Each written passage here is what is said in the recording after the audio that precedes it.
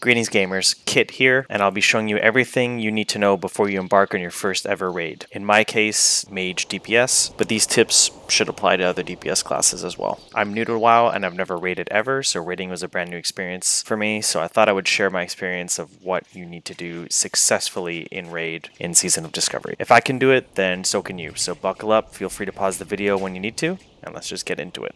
So before we go raiding, we first need to prepare. You need to know your class. You should be level 25 already and be familiar with your class's abilities. You'll need to learn your basic rotation for your class. All this means is the basic order of attacks and abilities you need to hit in a fight to be the most effective. So for example, in my case, I'm a fire mage, so at the start of a fight, I throw out Living Flame, and then Living Bomb, and then I go Fireball, Fireball, Fireballs all day until I need to reapply Living Bomb. And then more fireballs, fireballs, and then whenever Living Flame comes off cooldown, it's a minute cooldown, I throw a Living Flame again. And that's basically it. It's just 3 abilities that I'm cycling through to do the most damage that I can. Now obviously you see I have more abilities on my bar here. All these other abilities are very situational, which I will be using during the raid. I'll go over that when we actually do the raid, but you need to know your basic rotation to do damage. Like when you're just sitting put doing damage, know your optimum rotation to make sure that you're doing that damage. Google your class rotation and what it should look like if you're unsure. Alright, next up is gear. So WoW is all about gear. Once you have an understanding of your class and rotations, you need to make sure you get some pre-biz gear. So what do I mean by pre-biz gear? That just stands for pre-raid best in slot gear. You might see this term thrown around a lot. This is the best gear you can get for your class before running BFD. So the gear you'll get everywhere else in the world, in other dungeons and stuff, before you start raiding. It's not necessary to get all your pre-biz gear beforehand. So you might see some lists online saying, hey, this is all your pre-biz gear, that you need. You just need some of those. Get a couple of the items. You don't got to spend hours and hours farming to get everything. You just need some to make sure that you're not going to insta-die when you're doing the raid. You can see I've already raided a couple of times, so a lot of these I've gotten in the raid. But you'd most likely have mostly greens and a couple of blues before you start raiding, and that's just fine. Again, Google is your friend here. You can see what gear you need and where to get it. Okay, next up we got to talk about add-ons. So add-ons are not required, but a few of these will make your life much easier. So I'm going to go over the ones that I find the most helpful to me. You can see a few of them kind of outline my map here. These are all add-ons that I have. So details, you can see this little guy here. This is details, okay? It's going to show damage done during fights. So you can see the damage, total damage done, and then your DPS. It'll list out everybody in this list. Like say if we're in a 10-man raid, I'll have it this big so I can see everybody in the list, and it ranks everyone. You can see how much better everybody is compared to you. You get to see how good or badly you're doing during a fight, and it's fun to see these numbers go up as you get better gear and get better at the game. Next one I want to talk about, really important, is Deadly Boss mods. This little guy up here. Deadly Boss mod will help during the boss fights, and I strongly recommend it.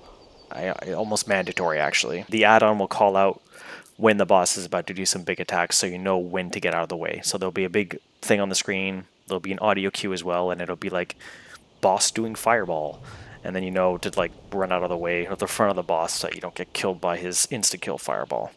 Alright, now that you're decently geared, have a comfortable UI, and know how to play your class, it's time to prep some tools and consumables for the raid. This is going to ensure that your character is as buffed as possible, and that you're doing the most damage that you can during the raid. So there's a lot of different tools and potions that you can use, but I'm going to go over the bare minimum here. Some of these you can farm yourself if you have the required cooking or alchemy skills, otherwise you have to head to the auction house. This guy here, so we have SPP, or Shadow Protection Potion. This guy is needed for the second to last boss. Once you're more geared after a few raid runs, you probably won't need this pot anymore, but you would definitely need it for the first few runs. Bring a few with you in case your raid wipes on this boss. Every time you die, you're going to lose the buff.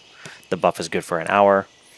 Next one is Free Action Potion, also FAP, you might see people calling it. This is also needed for the second to last boss during his second phase. Bring a few in case your raid wipes. Next one is the World Boon. So you can see right up here, I have the Boon of Black Fathom. This is a World Boon, right? If you hang around Darnassus before the raid, you'll most likely pick up a World Boon. Whenever somebody beats the raid, somebody throws it up, and then everybody in the city gets this boon, basically. The boon lasts for 2 hours. If you do pick it up and you're not planning on raiding in the next 2 hours, you can get a chrono boon from a reagent vendor, so that way you can save it later for when you're actually going to raid. Next one is smoked sagefish. So this is a food that is going to increase your mana regen for 15 minutes. Last but not least, some mana potions. Bring several mana potions to help out during those boss fights. Obviously, don't just bring one like I have with me. Make sure you have a couple. You can also Google some more useful consumables. There's quite a few more. You can have another like 4 with you, let's say. That would be optimal if I wanted to be as optimal as possible. Most of them are going to help with mana regen, because with mages, like, you're going to burn through your mana pretty quickly, and then halfway through the boss fight, you're going to have no mana left if you're not being careful. What's important for us is these 4 are the only 4 that I was able to get by with my raids, and I continue to only use these. I might experiment and try using more if I want to get even higher on the DPS meter, where I was able to successfully get through the raid with just these 4. If you got the money for it, definitely go for more, but if you were broke when I started raiding, like, then you can just go with these 4, right? Now that you're prepped, you need to find some people to raid with. So I highly recommend joining a guild. There's always guilds out in the world recruiting. Go to any major city, you'll see some people recruiting in the chat down here. You could join some pugs, which means pickup groups, which are just like when you see LFG like raid. See, like this hunter with his pots, he's looking for a group in BFD, so he's looking for a pickup group. So it's just a bunch of people who are like, I feel like doing a raid now, and then you kind of get a mixed mash of people together and you try to complete it, right? Your experience may vary when you do pickup groups. Sometimes you can have a good group, sometimes the groups are really not great. I really recommend trying to do it with a guild, because that's much easier to get everyone on the same page, as it were. So once you have your group, it's time to jump on a Discord so you can follow your raid leader's instructions. So a good raid leader will go over the fights beforehand over Discord. Otherwise, don't worry. I'm going to go over the fights in this video so that you're prepared. Now that we're fully prepped, it's time to actually do the raid. This footage here was taken a week ago, and I actually did not perform very well, but it is very useful footage for this video. While waiting outside the raid for everyone to show up, it's time for some last-minute preparations. Mages can conjure water and food, so make lots of water for yourself and your raid mates. Make a stack of 20 for each mana user in your group, and offer them before the raid gets underway. Don't wait for them to ask. Rune check. Ensure your proper runes are actually equipped. This depends on your class and your build. Buff time. So once your group makes it into the instance, it's time to buff everyone. As a mage, ensure anyone that uses mana is buffed, as well as druids. It's not necessary to buff warriors and rogues. Alright, so trash mobs. On your way to every boss, you will clear through trash mobs. Try to conserve your mana, as these mobs will be taken care of very easily. Use AoE attacks whenever it makes sense, so I like to throw one down when there's 3 mobs or more in one spot. Use your wand and dots, and fireball any big guys. Most smaller mobs will die before you can even cast a fireball, so in this case I like to just use my wand on the smaller guys.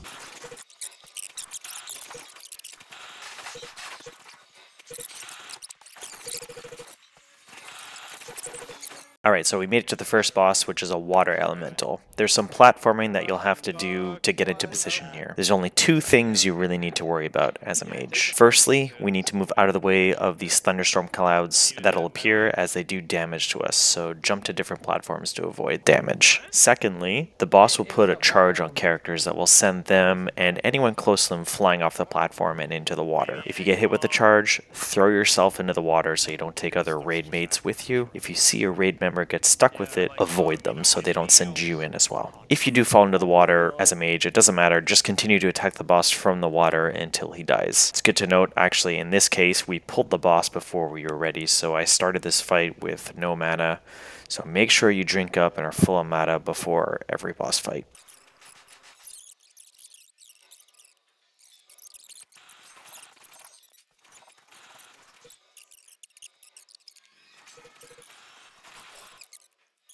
So boss number 2 is a giant turtle, so make sure your tank has aggro before you start unleashing any of your damage. You can see our deadly boss mod add-on is telling us about the turtle's aqua shield. The shield spits out these balls all over the arena. If you touch them, you will take damage, but regain some mana. I just avoid them entirely. Once his shield reaches 0, he will unleash an AoE attack, which will half everyone's health and send anyone melee range flying. So make sure you aren't too close to the boss when this happens. This is the only real mechanic that affects us as a mage DPS. You can see halfway through the fight, I run out of mana. I can't use Evocate because I was forced to use it during the last boss and it's still on cooldown. This is an instance where some of more mana regen consumables would come in handy. For now, I'm just using my wand and throwing some living flame and fireballs whenever I have enough mana. This boss is more intensive for melee classes, so just sit back and deal as much damage as you can.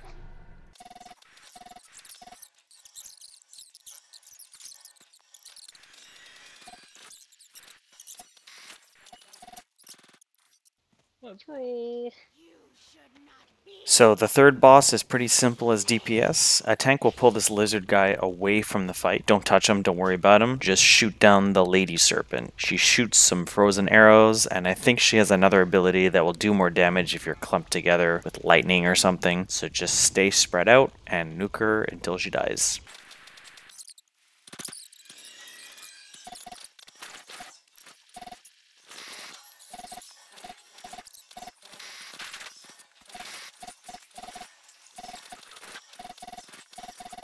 The fourth boss is a Murloc boss. This is a fun fight and we have some extra work to do as a mage here. Keep an eye on your raid frames and dispel any curses that your raid mates get. This will help the healers a lot during the fight. I have my raid frames set up to show only dispellable debuffs, so it's easy to see who needs a dispel. We avoid the purple zones as the boss will shoot projectiles that do damage, so stay out of the way. When your DBM says March of the Murlocs, it's time to play Frogger. So stop attacking the boss and focus on avoiding the Murlocs as well as the purple zones. Once the Murlocs are gone, go back to attacking the boss. In the very last phase, some tentacles will pop up. Just keep your distance from those and ignore them and focus on the boss.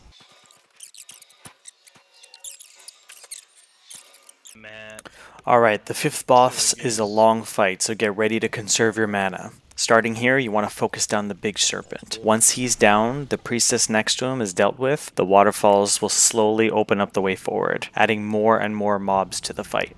Use your AoE spells effectively to get rid of them quickly. At the end is the boss, Lorgus Jet. Make sure you clean up all the adds before focusing this boss down. Now there are two things you need to worry about in this fight. The first is the fireball that's rolling around. It will lock onto one raid member and leave a trail of fire behind it. If it locks onto you, try to bring it away from the group so that it won't affect the fight. The second is his lightning totem. When DBM says lightning totem, stop attacking the boss and attack the totem instead. If you try to hit the boss with this totem out, the damage will be reflected back at you, so this is really important to the fight. Rinse and repeat until he's dead.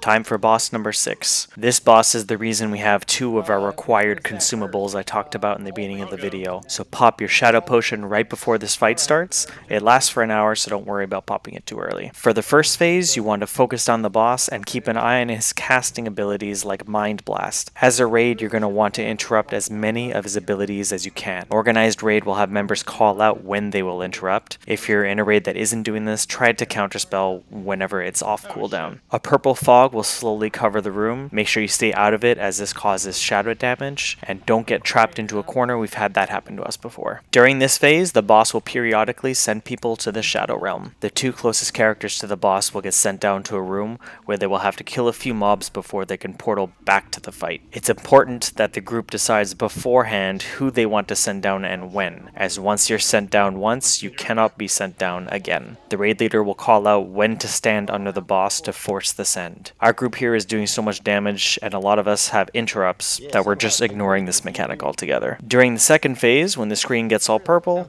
pop your free action potion so that your movement is not affected. Continue to avoid the purple cloud and focus him down. This is a DPS check, so if your group is not doing enough DPS, you may not make it.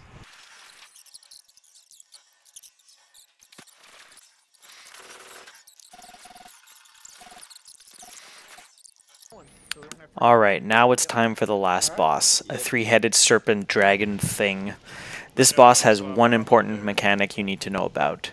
Stay away from its breath. This boss will shoot poison breath out in front of it, and in the second phase, a Godzilla beam. Do not get hit by these attacks. For us as a caster, you should be in closer to the boss than feels comfortable. It'll make it easier to get behind the boss before he sprays you. Now, if you get hit with its breath, a powerful damage over time debuff will eventually kill you. It will waste your healer's mana. The only way to get rid of it is to cleanse. You cleanse it by going into these water elementals that are all around the boss. Cleansing, however, will spawn adds, so that doesn't help the fight either. If your raid members are being careless and getting hit with the breaths, the adds will overwhelm the group. So don't be stupid, avoid the breaths, and if any adds do spawn, focus the adds down before hitting the boss again. Breath, breath, breath. Oh shit. I'm good.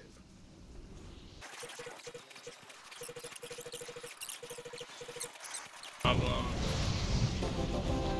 There we go. Oh shit. Oh my god. Oh, never mind. Why is it Sometimes every you get time shit. we kill this dude, the Warlock dagger drops? Every single fucking time. And just like that, congratulations, you just beat your first raid. So now you can enjoy all the loot that you got or maybe didn't get, and look forward to the following raid that you could do a couple of days later. Honestly, this content, again, I've never done it before. It is a lot of fun. I highly recommend it. Find a group of people, get into raiding. It is really a lot of fun. I hope you found my video very helpful.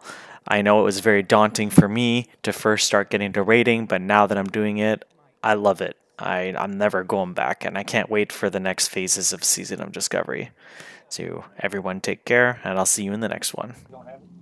Yes, Oh shit, I left. that is your best in slot trinket. Wait.